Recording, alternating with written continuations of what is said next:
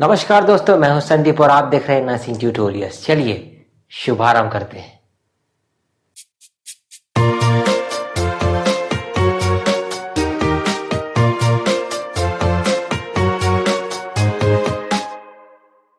दोस्तों, आज हम लोग बात करते हैं कि आप अपने रिसर्च को कैसे जर्नल में पब्लिश कर सकते हैं।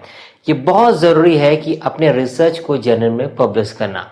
तो चलिए सीखते हैं। रिसर्च पेपर को पब्लिश करने से पहले ये जान लेते हैं कि रिसर्च पेपर पब्लिश करना क्यों ज़रूरी है, उसका इम्पोर्टेंस क्या है। तो चलिए सबसे पहले इम्पोर्टेंस देखते हैं। तो चलिए देखते हैं इम्पोर्टेंस ऑफ रिसर्च पब्लिकेशन। हमको अपने रिसर्च को पब्लिश करना क्यों ज़रूरी है, उसका इम्पोर्टेंस क्या है। सबसे पहला पॉइंट जो आता है उसमें हम कहते हैं first this called improve learning abilities. अगर आप रिसर्च पब्लिकेशन करेंगे, अपने रिसर्च को ज़्यादा से ज़्यादा पब्लिश करेंगे तो आपकी लर्निंग एबिलिटी बढ़ेगी। क्लियर हो गया। देन सेकेंड पॉइंट आता है this called improve your knowledge skill. आपका नॉलेज और आपका स्किल लेवल दोनों क्या होगा, बढ़ेगा। जैसे जैसे आप नॉलेज गेन करेंगे वैसे वैसे ही क्या होगा, आप नए नए चीजों को समझने की कोशिश करेंगे, आपका स्किल डेवलपमेंट होगा। ये सारी चीजों में क्या होगा, आपको इंप्रूवमेंट देखने को मिलेगा। देन थर्ड पॉइंट आता है दस कॉल ग्रेड इंप्रूवमेंट। आपका जो भी ग्रेड होगा उसमें आपको क्या होगा, इंप्रूवमेंट होते जाएगा। जैसे मान लीजिए अगर मैंने एक पब्लिश किया, फिर दूसरा पब्लिश किया, तीसरा रिसर्च पब्लिश किया, तो जैसे जैसे मैं रिसर्च को पब्लिश करता जाता हूं मेरा ग्रेड जो है वो क्या होता है, बढ़ता चला जाता है। एक टीचिंग में ग्रेड्स होते हैं, वो ग्रेड्स क्या होते हैं, धीरे धीरे बढ़ने लग जाते हैं। ठीक है। देन फोर्थ पॉइंट जो आता है उसे हम कहते हैं student know about your research. Student जो होते हैं वो आपके रिसर्च को क्या करते हैं, ज्यादा से ज्यादा समझने लग जाते हैं और ज्यादा से ज्यादा आपके रिसर्च को सर्च करना चालू करते हैं। Then fifth point this called helpful at the time of interview. If अगर आपका कभी भी गवर्नमेंट सिलेक्शन होता है, इफ अगर आप कोई भी वैकेंसीज के लिए फॉर्म भरते हैं, उस समय इंटरव्यू के समय ये पूछा जाता है कि आपने कितने रिसर्च को पब्लिश किया, आपका रिसर्च कौन कौन से जर्नल में पब्लिश हुआ। ये सारे क्वेश्चंस पूछे जाते हैं और ये एक अलग इंपैक्ट बनाता है आपके इंटरव्यूअर की तरफ। देन नेक्स्ट आता है it considers good at the academic community. एक एकेडमिक कम्युनिटी में इसे एक बहुत अच्छा एबिलिटी माना जाता है, एक बहुत अच्छी सोच मानी जाती है, एक बहुत अच्छा एफर्ट माना जाता है। इसलिए हमको रिसर्च को हमेशा पब्लिश करना चाहिए।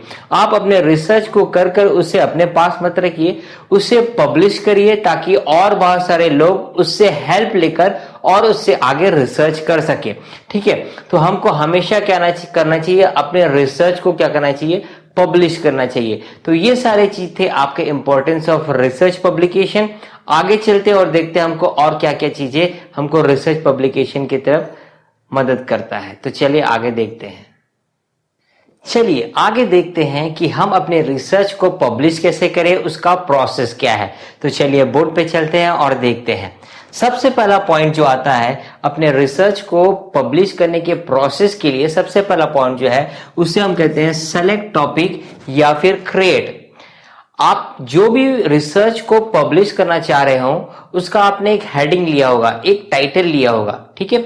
उस टाइटल को आप क्या करें, सेलेक्ट करें और उसे क्रिएट करें। ठीक है। मींस इफ अगर आप पब्लिश कर रहे हैं किसी भी रिसर्च को किसी भी जर्नल पर, तो आपके पास जो भी टॉपिक है आप उसे एज इट इज नहीं उतार सकते। आपको उसे बहुत छोटे फॉर्म पे कंसाइज करना पड़ेगा और ऐसे बनाना पड़ेगा आपको टॉपिक कि एक छोटे फॉर्म पर लोगों को समझ में आ जाए कि ये कौन सा रिसर्च हो रहा है या फिर इसके पीछे क्या क्या चीजें हो रही है।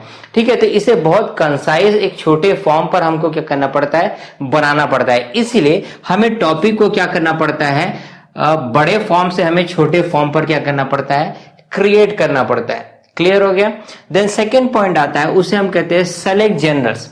कभी भी आप जब भी एक टॉपिक को सेलेक्ट कर ले उसके बाद आप जर्नल्स को सेलेक्ट करें कि आप किस पर या फिर कौन से जर्नल पर पब्लिश करना चाहते हैं। जैसे आप इंटरनेशनल जर्नल में पब्लिश करना चाहते हैं, आप नेशनल लेवल जर्नल पर पब्लिश करना चाहते हैं, वो आप पर डिपेंड करता है। तो आप पहले से ही सोच कर रख लीजिए कि आपको किस पर या फिर कौन से जर्नल पर पब्लिश करना है, चाहे नेशनल लेवल पे, चाहे इंटरनेशनल लेवल पे, चाहे स्टेट लेवल पे।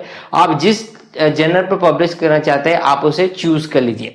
देन नेक्स्ट आता है पॉइंट जिसको बोलते हैं रिव्यू पब्लिश पेपर।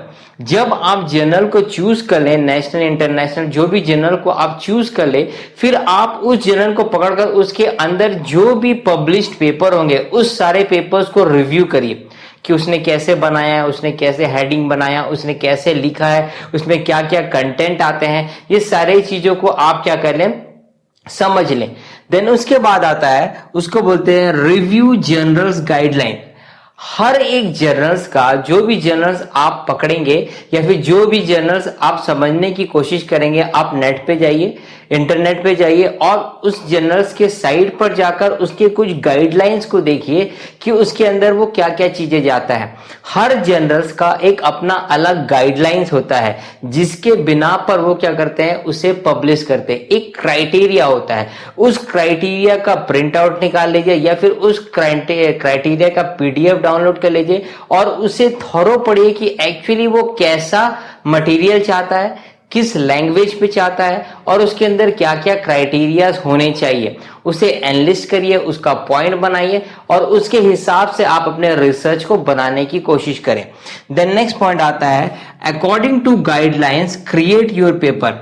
जब आप उस गाइडलाइंस को देख लेंगे उसके हिसाब से आप अपने रिसर्च पेपर को क्या करें, बनाएं। उस फॉर्मेट पर अपने रिसर्च पेपर को आप फिर से बनाएं। ठीक है, एक देख लीजिए, आप जब भी गाइडलाइंस को पढ़ेंगे उसमें पूरा डिटेल्स होता है कि आपको अगर एब्स्ट्रैक्ट में कितने वर्ड्स यूज कर रहे हैं, आपको कौन कौन सी चीजें उसमें देखनी है, ये बहुत सारी चीजें आपको उस गाइडलाइंस में देखने को मिल जाएंगी। तो जब आप गाइडलाइंस को पूरा पढ़ लें उसके बाद उस गाइडलाइन के हिसाब से आप अपने पेपर को क्या करें, क्रिएट करें, बनाएं। ठीक है, यहां तक समझ में आ गया। चलिए आगे देखते हैं कि हमको और क्या क्या चीजें करना है। देन उसके बाद क्या होता है, उसके बाद क्या प्रोसेस होता है। देन 6 नंबर में आता है, उसे हम कहते हैं रिव्यू योर पेपर। जब आप अपने रिसर्च को क्रिएट कर लें, रिसर्च को बना लें, उसके बाद आप उसे रिव्यू करें, किसी के पास भेजें, अपने गाइड के पास भेजें या फिर जिसने बहुत सारे रिसर्च को पब्लिश कर चुका होगा उसके पास भेजिए। ठीक है, और भेजने के बाद उससे रिव्यू करिए और जो करेक्शन देता है उस करेक्शंस को आप करिए। ठीक है, पहले से ही आप अगर आप बना चुके हो तो उसे तुरंत मत सेंड कर दीजिए, उससे पहले अपने गाइड को दिखाइए या फिर जो एक्सपर्ट होंगे उससे दिखाइए और अगर वो कुछ करेक्शन देते हैं तो उस करेक्शन को भी फुलफिल कीजिए। ठीक है, उसके बाद नेक्स्ट आता है, जब ये सारी चीजें हो जाए तब आप क्या करें, पब्लिशर को भेजिए, पब्लिशर को सेंड करिए। ठीक है, कि हाँ अभी ये तैयार हो गया है, आप मेल के थ्रू क्या करें, पब्लिशर को सेंड करिए और उसके बाद आप वेट करिए उसके रिस्पांस का। डेफिनेटली वो आपके रिसर्च को देखने के बाद आपको रिस्पॉन्ड करेंगे। क्लियर हो गया? अगर पब्लिश होता है तो बहुत अच्छी बात है। ठीक है, तो ये सारे क्राइटेरिया, ये सारे प्रोसेस है जिसके थ्रू हम किसी भी रिसर्च में अपने रिसर्च को पब्लिश कर सकते हैं, अपने पेपर को पब्लिश कर सकते हैं। तो हर रिसर्च या फिर हर जर्नल्स का क्या होता है, अपना एक क्राइटेरिया होता है। हर जर्नल्स का अपना एक क्राइटेरिया होता है। अगर आप उस रिसर्च के क्राइटेरियाज को फुलफिल करते हैं तो डेफिनेटली आपका रिसर्च क्या होगा, नए एडिशन में या फिर नए सेशन में क्या होगा, पब्लिश जरूर होगा। नेक्स्ट सेशन में चलते हैं और मैं आपको बताता हूं कि क्या क्या चीजें आपको उसमें देखना है, इंपॉर्टेंस क्या क्या चीजें हैं। तो आगे चलते हैं और देखते हैं। चलिए नेक्स्ट देखते हैं कि आपके रिसर्च में क्या क्या कंटेंट होना चाहिए। ठीक है, इसको मैंने कुछ जर्नल से देखा है और उसके हिसाब से कंटेंट बनाया है। तो बेसिकली हर जर्नल में ये सारे कंटेंट होते हैं। ठीक है, तो देखते हैं क्या क्या चीजें, क्या क्या कंटेंट होता है। First content is called paper title. आपके कभी भी रिसर्च जब भी आप पब्लिश करेंगे उसके पहले क्या होता है, एक पेपर टाइटल होता है। जब भी रिसर्च को आप करेंगे उसका हेडिंग आपने लिया होगा, उसे कहते हैं पेपर टाइटल। ठीक है, तो आपके रिसर्च में एक शॉर्ट, एक कंसाइज पेपर टाइटल होना चाहिए जो मतलब बहुत शॉर्ट में होना चाहिए और आपके पूरे रिसर्च को बता सके कि आपने उस पूरे रिसर्च पे क्या किया है। ठीक है, उस वो होता है पेपर टाइटल। सेकेंड पॉइंट आता है दिस कॉल्ड ऑथर इंफॉर्मेशन। ठीक है, आपके आपने अगर आप ऑथर हैं तो आपका सारा इंफॉर्मेशन होने चाहिए, कि सारे क्वालिफिकेशंस होने चाहिए, सब चीजें होने चाहिए इस ऑथर इंफॉर्मेशन के अंदर। देन नेक्स्ट आता है, उसे हम कहते हैं एब्स्ट्रैक्ट। ठीक है, थर्ड पॉइंट आता है, उसे हम एब्स्ट्रैक्ट। एब्स्ट्रैक्ट एक बहुत ही इंपॉर्टेंट पोर्शन है आपके रिसर्च पेपर का। ठीक है, वो पूरे एब्स्ट्रैक्ट में आपका पूरा जो रिसर्च होता है वो बहुत शॉर्ट फॉर्म पर हमको डालना पड़ता है कि एक्चुअली आपके पूरे रिसर्च में क्या क्या प्रोसेस से वो फुलफिल हुआ है। ठीक है, तो रिसर्च के एब्स्ट्रैक्ट को जब भी आप बनाएं तो बहुत बेहतरीन तरीके से और बहुत अच्छे से और बहुत अच्छे शब्दों का यूज कर आप उस एब्स्ट्रैक्ट को बनाएं और बहुत इजी वे में बनाएं ताकि उसे कोई भी पढ़कर बहुत इजीली समझ सके। देन नेक्स्ट आता है आपका कीवर्ड्स। जो भी आप उस रिसर्च के पेपर पर यूज किए होंगे, उस रिसर्च पर यूज किए होंगे, उस सारे कीवर्ड्स को आप करें लिखिए, ताकि जो व्यूअर्स है या फिर जो भी लोग उसे पढ़ रहे हैं, रीड कर रहे हैं, वो उसे इजीली क्या कर सके, अंडरस्टैंड कर सके। देन नेक्स्ट आता है what is already known. What is already known में हम क्या लिखते हैं कि पहले से ही क्या इस रिसर्च के बारे में जानकारी है। देखिए, सपोज मान लीजिए आपने एक रिसर्च का टॉपिक लिया, दिस कॉल्ड कोविड-19। ठीक है, कोविड-19 के बारे में बहुत सारे चीजें या फिर बहुत सारे इंफॉर्मेशन पहले से ही लोगों के पास प्रेजेंट है। ठीक है, तो यहां पर आप उसमें कुछ शब्दों में या फिर कुछ शॉर्ट में लिखिए कि एक्चुअली हम क्या रिसर्च के बारे में, आपका जो भी टॉपिक है उसके बारे में आप ऑलरेडी क्या क्या चीजें जानते हो। ठीक है, देन नेक्स्ट पॉइंट आता है, उसे हम कहते हैं व्हाट दिस पेपर एड्स। अब आप अपने पेपर के बारे में बता रहे हैं, इंफॉर्मेशन दे रहे हैं कि ये इसके बारे में तो आपको पहले से जानकारी है ही, लेकिन मैंने इस पेपर में क्या नया ऐड किया है। ये बहुत इंपॉर्टेंट पार्ट है, इसलिए क्योंकि इसे ही देखकर आदमी समझ सकता है कि आपके रिसर्च में क्या नया है, आप जो प्रेजेंट कर रहे हो, आप जो पब्लिश कर रहे हो, उसमें हमको क्या देखने को नया मिलेगा। ठीक है, तो ये पॉइंट जो है वो बहुत इंपॉर्टेंट है। इसके अलावा और भी बहुत सारे पॉइंट्स है, चलिए आगे देखते हैं कि हमको और क्या क्या पॉइंट्स देखने हैं और कवर करने हैं। देन आगे बढ़ते हैं और हमको क्या देखने को मिलता है, 10 उसके बाद हमको देखने को मिलेगा, आपको क्या डालना पड़ेगा, अपना इंट्रोडक्शन डालना पड़ेगा। इंट्रोडक्शन के बाद आपने कौन सा मेथड यूज किया है, उस मेथड्स को आपको डालना पड़ेगा। इंट्रोडक्शन में आप बहुत शॉर्ट फॉर्म में लिखिए कि क्या क्या चीजें आपने कैसे कैसे किया है, उन सारी चीजों को आप इंट्रोडक्शन में लिखिएगा। आपके रिसर्च में क्या क्या चीजें हैं। मेथड्स में आप लिखेंगे कि आपने कैसे, किस तरीके से, कौन से मेथड्स को यूज किया है जिसके कारण आपका रिसर्च फुलफिल हुआ है। देन आप रिजल्ट्स को बताइए कि आपका रिजल्ट जो आपका आउटकम है वो क्या हुआ, पॉजिटिव हुआ, नेगेटिव हुआ, इंक्रीज हुआ, डिक्रीज हुआ, ये सारी चीजें आप रिजल्ट में बताएंगे। देन नेक्स्ट आता है डिस्कशन। इसके बारे में आप क्या करेंगे, डिस्कशन में ये लिखेंगे कि आपने कैसे डिस्कस किया, क्या क्या चीजें की, क्या क्या प्रोसेस लगा, ये सारी चीजों के बारे में आपको डिस्कशन के अंदर डालना है। देन लास्ट में आप आता है दैट्स कॉल्ड कंक्लूजन। अब पूरे रिसर्च का सार एक छोटे फॉर्म पर आपको किस में लिखना पड़ेगा, अपने कंक्लूजन में। ठीक है, उसके बाद नेक्स्ट जो आता है पोर्शन, उसे हम कहते हैं फाइंडिंग्स।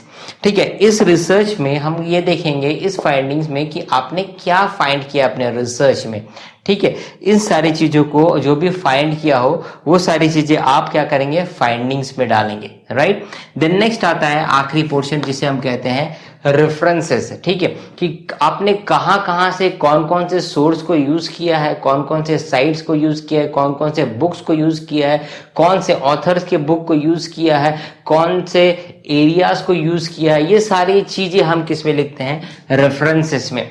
ठीक है, यहां पर एक बात को याद रखिएगा कि जब भी आप अपने रिसर्च के इस पेपर को बनाएं, उस फॉर्मेट पे, उस गाइडलाइंस पर, तो बहुत कंसाइज में बनाएं, बहुत छोटे में बनाएं, बहुत शॉर्ट में बनाएं और बहुत इफेक्टिव बनाएं। मतलब शॉर्ट में हमको समझ में आ जाना चाहिए कि आपका रिसर्च क्या हो रहा है और रिसर्च कैसे फुलफिल हुआ। ये सारा चीजें अगर आप शॉर्ट में बनाते हैं तो आपके लिए बहुत बेनिफिट है, क्योंकि जो चीजें शॉर्ट होती है वही पब्लिश होती है, ये रियलिटी है। अगर आप शॉर्ट में बहुत अच्छे डाटा को देते हैं तो जरूर से जरूर पब्लिश होगा। हर जर्नल चाहती है कि बहुत शॉर्ट में बहुत अच्छे रिसर्च को वो पब्लिश करे। तो अगर आपका रिसर्च बहुत शॉर्ट है, गाइडलाइंस के हिसाब से है और इफेक्टिव है और नई चीजें हैं, तो वो जरूर से जरूर आपके रिसर्च को पब्लिश करेगी। तो जो ये सारे प्रोसेस या फिर ये सारे क्राइटेरिया जो है वो आपके रिसर्च में, ये सारे कंटेंट आपके रिसर्च के पेपर में होना जरूरी है। ठीक है, तो चलिए आगे देखते हैं और मैं आपको कुछ चीजें इंपॉर्टेंट बता देता हूं कि क्या क्या चीजें हमको और देखनी है। चलिए एट लास्ट कुछ हिंट दे देता हूं आपको कि आपको क्या क्या चीजें देखना है। First, this call concise. आपको हमेशा ये देखिए कि आप जो भी रिसर्च को पब्लिश करना चाहते हैं वो हमेशा एक कंसाइज में, बहुत शॉर्ट में होना चाहिए। ठीक है, कोई भी रिसर्च जो भी आप बनाएं वो बहुत कंसाइज फॉर्म पे होना चाहिए, तब बहुत चांसेस है कि आपका रिसर्च पब्लिश हो जाए।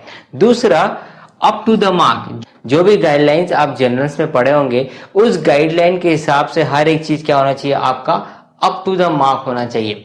देन नेक्स्ट आता है third point, this called cover important points. हमेशा याद रखिए कि आपके रिसर्च में जो भी इंपॉर्टेंट पॉइंट्स है उन सारे पॉइंट्स को क्या करें, आप कवर करें जो आपके रिसर्च के लिए बहुत इंपॉर्टेंट है। देन नेक्स्ट आता है fourth point, this called language. ठीक है, आप लैंग्वेज को जरूर देखें। जो भी जर्नल पे आप पब्लिश करना चाहते हैं उसके लैंग्वेज को देखिए, किस स्टैंडर्ड का लैंग्वेज है उसे आप ऑब्जर्व करिए और उसके हिसाब से आपके रिसर्च पैटर्न को बनाने की कोशिश करिए। ठीक है, देन नेक्स्ट आता है क्लियर। हमेशा आपका पेपर जो है वो क्या होना चाहिए, जो भी पब्लिश करना चाहते हैं वो हमेशा क्लियर होना चाहिए, कंफ्यूज नहीं होना चाहिए, कि कंफ्यूजन पैदा नहीं करने वाला होना चाहिए, हमेशा क्लियर होना चाहिए। इफ अगर आपका पेपर बिल्कुल क्लियर है कि समझ में आ रहा है कि उसके अंदर हुआ क्या है, प्रोसेस क्या क्या हुए हैं, फाइंडिंग्स क्या क्या आई हैं, रिजल्ट क्या क्या आया है, रेफरेंसेस सही है कि नहीं, वो सारी चीजें होने के बाद जरूर से जरूर आपका रिसर्च पब्लिश के लिए तैयार हो जाएगा। ठीक है, देखिए यहां पर बहुत इंपॉर्टेंट है कोई भी रिसर्च को पब्लिश करना, लेकिन 3 बातें हमेशा याद रखिए अपने लाइफ में जब भी आप पब्लिश करने के लिए जाएंगे। तो पहला पॉइंट आता है दिस कॉल हार्ड वर्क।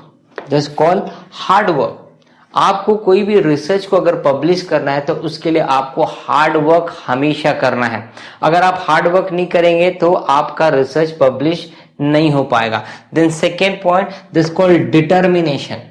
ठीक है, आपको बिल्कुल एकाग्र होकर, आपको कंसंट्रेशन के साथ, अपने पूरे मेहनत और लगन के साथ आपको क्या करना पड़ेगा, अपने रिसर्च को पब्लिश करने के लिए फुलफिल करना पड़ेगा। और सबसे most important part, this call patience. आपको अगर अपना रिसर्च को पब्लिश करना है तो आपको बहुत ज्यादा पेशेंस रखना पड़ेगा। आप बहुत जल्दी इरिटेट हो जाएंगे तो आप किसी भी रिसर्च को पब्लिश नहीं कर सकते, क्योंकि कभी भी कोई भी जर्नल्स एक बार में किसी भी इंडिविजुअल के रिसर्च को पब्लिश नहीं करता। वो अगर आप जैसे ही आप सेंड करेंगे, ठीक है, मैं अपना एक्सपीरियंस बता रहा हूं, जैसे ही आप रिसर्च को सेंड करेंगे वो आपको बिल्कुल रेस्पॉन्ड करेंगे और आपको करेक्शन देंगे। फिर आप उस करेक्शन को कर फिर आप भेजेंगे, बिल्कुल रेस्पॉन्स करेंगे और आपको करेक्शन देंगे। तो वो 3-4 बार, 5 बार, 6 बार, कम से कम 9 या 10 बार तो आपको करेक्शन देंगे ही देंगे। तो उस समय आपको बहुत पेशेंस रखना है और लगातार अपने रिसर्च को करेक्ट कर पब्लिश के लिए भेजते रहिए। एक दिन सही में आपका रिसर्च जो है वो क्या होगा, पब्लिश होगा। राइट, ठीक है, तो हमेशा इस ट्रायंगल को याद रखिए अपने रिसर्च पब्लिकेशन के लिए। H for hard work, D for determination and P for patience. अगर ये तीनों चीजें, ये तीनों क्वालिटी आपके अंदर है तो आप बहुत सारे रिसर्च को फुलफिल कर सकते हैं। बहुत सारे रिसर्च को, बहुत सारे स्कोपस के रिसर्च में भी आप पब्लिश कर सकते हैं। आप इंटरनेशनल जर्नल्स में पब्लिश कर सकते हैं, आप नेशनल जर्नल पर पब्लिश कर सकते हैं और बहुत सारे लोग आपके रिसर्च को पढ़ेंगे और उससे इंस्पायर होकर और आगे आपके रिसर्च को फॉरवर्ड करेंगे और उसको लेकर क्या करेंगे, अपने रिसर्च को फॉर्म करेंगे। तो ये बहुत ही अच्छी बात है। तो होप सो आप सबको ये टॉपिक अच्छा लगा होगा, होप सो आपको ये टॉपिक क्लियर हुआ होगा।